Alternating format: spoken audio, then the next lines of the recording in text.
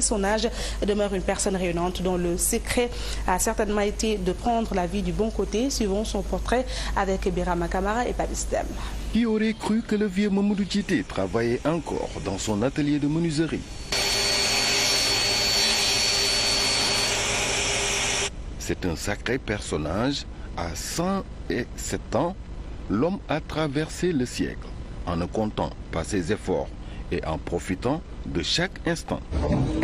Originaire de Ngaye Mékhé dans la région de Thiès, El Hadj Mamadou Djité vit à Fann Hock depuis 80 ans déjà et il se souvient de tout.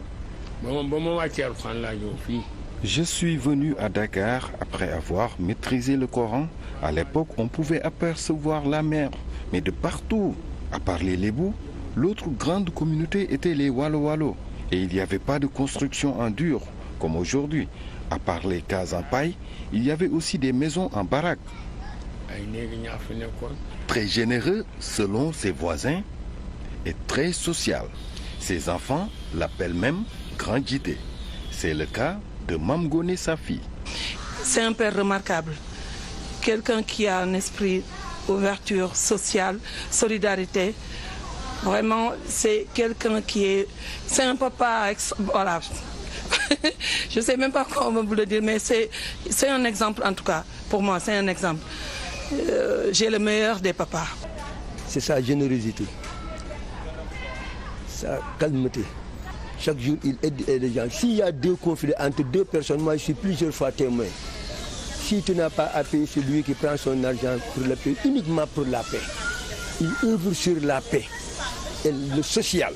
Il a 100 et quelques années, 107 ans.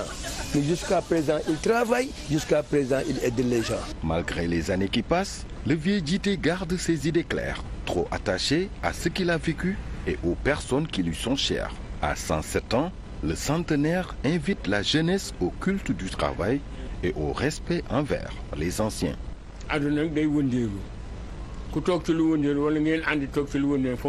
La vie change et il faut changer avec.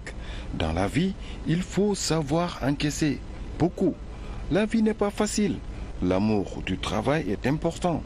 Lorsqu'on est jeune et oisif, on risque de verser dans la débauche.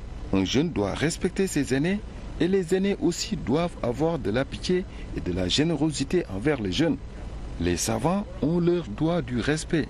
Il ne faut jamais aussi se moquer des nécessités car on finit tous sous terre.